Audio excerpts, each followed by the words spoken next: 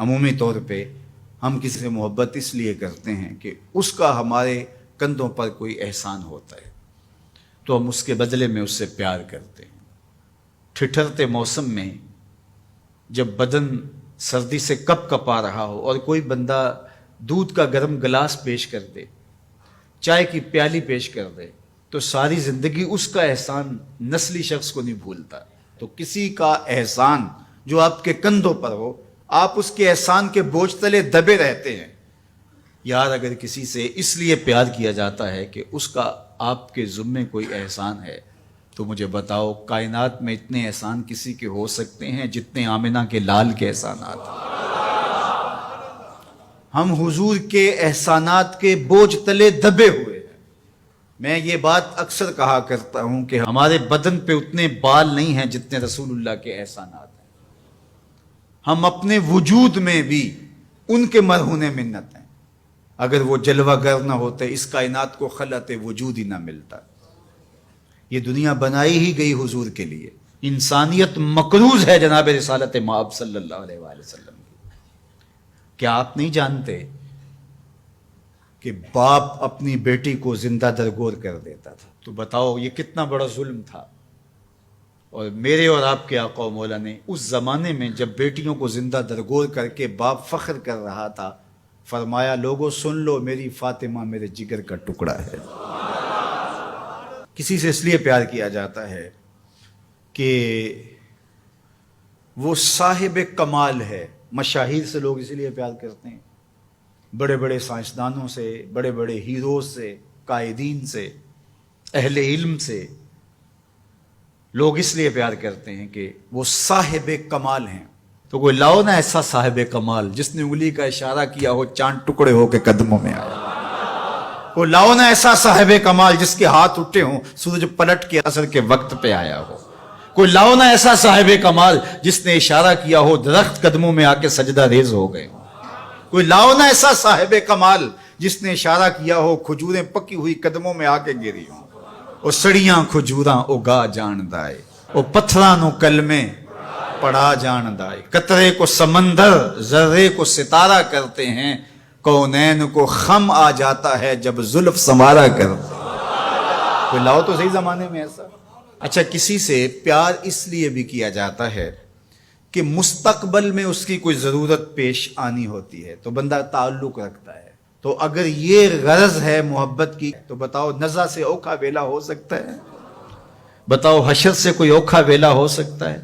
اس اوکھے ویلے نہ باپ کام آئے گا، نہ ماں کام آئے گی، نہ بہن کام آئے گی، نہ بھائی کام آئے گا، نہ بیوی، نہ دوست، نہ اولاد، نہ مال، کچھ بھی کام نہیں آئے گا۔ اگر وہاں کام آئے گا تو آمنہ کا لال ہی کام آئے گا۔ تو پھر آؤ نہ ان سے محبت کا رشتہ جوڑتے ہیں۔ کسی سے اس لیے پیار کیا جاتا ہے کہ وہ سونا بہت ہے۔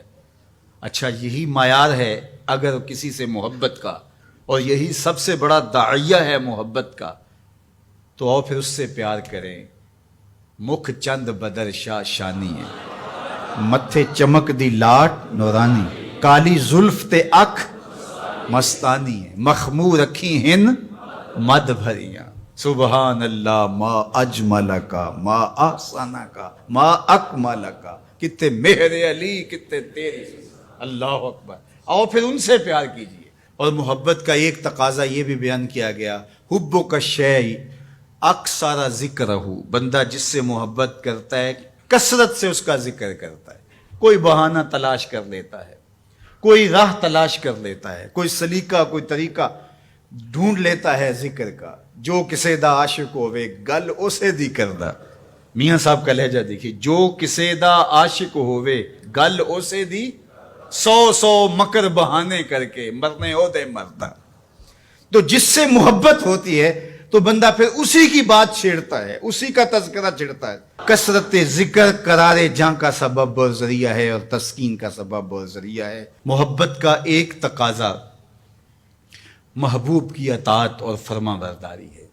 جس سے بندہ پیار کرتا ہے اس کی بات بھی مانتا ہے، اس کے انداز کو اختیار کرتا ہے، اس کے طرز زندگی کو اپنے زندگی میں اتارنے کی کوشش کرتا ہے۔ وہ کیسی محبت ہے کہ محبت ہو اور محبوب کی مخالفت ہو رہی ہو۔ میں اور آپ غور کریں ہمارا کیا کیا حضور کو پسند نہیں۔ سر کی چوٹی سے لے کے پاؤں تک اپنے آپ پر غور کریں، اپنی شادی بیاہ سے لے کے عقیقے ولیمے تک اپنے انداز زندگی پہ غور کریں، اپنے بچپن سے لے کے بڑھاپے تک اپنی زندگی پہ غور کریں، اپنے کاروبار سے لے کر کے طرز معاشرت پر غور کریں، حضور کے نام کے نعرے لگاؤ، حضور پہ درود پڑھو، حضور کے حسن کا ذکر کرو، حضور کی نعتیں پڑھو، محافل سجاؤ، حضور کے لیے قربانیاں پیش کرو، لیکن کیا ہم اپنے جذبات کی قربانی نہیں دے سکتے؟ اپنی زندگی کو ان کی محبت کے سانچے میں نہیں ڈال سکتے؟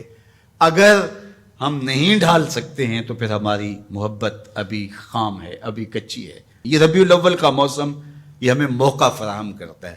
کثرت ذکر محبت کی نشت کا سبب ہے، حضور کے جمال کا تذکرہ حضور کی محبت کی نشت اور نہضت کا ذریعہ ہے، حضور کے فضائل و مناقب کی باتیں سننا حضور سے پیار کو بڑھانے کا ذریعہ ہے، اور پیار جب پیدا ہوتا ہے تو پھر اس کا لازمی نتیجہ عمل اور عملی زندگی بھی ہے۔ اس لیے اس موسم کو بھرپور گزاریے گا، اچھے انداز سے گزاریے گا، اور میلاد کے نام سے کسی خرافات سے اپنے آپ کو محفوظ رکھیے گا۔ یہ دھوم دھڑکے، یہ ڈھول باجے اور یہ رسے باندھ کر کے راستوں کو بلاک کر کے لوگوں کو اذیت پہنچانا، یہ میرے نبی کا طریقہ نہیں ہے۔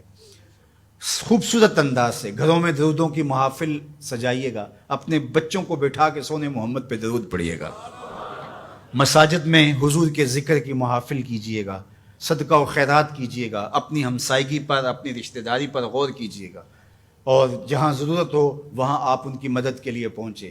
یہ میرے حضور کا طریقہ اور یہ حضور کا انداز ہے۔ پیر کے دن کا ان ایام کے اندر آپ سے ممکن ہو تو روزہ رکھیے گا، یہ حضور کی خوشنودی کا سبب ہے۔ اللہ کے حضور شکرانے کے نوافل ادا کیجیے گا۔